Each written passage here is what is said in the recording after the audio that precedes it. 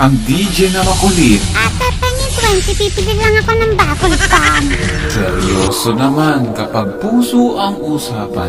Ganito lang yan kasi kuya eh. Walang babaeng magseselos at magsasawa kung merong lalaking marunong umunawa at magmahal ng tama. O kahit na payong pangkaibigan. Friends are supposed to have your back and accept you for you. If they don't do that, then sorry, they ain't your true friends, kapatid. Nag-iisa lang, walang katulad, walang kapantay, walang kasilaki, siya lang si DJ Miles!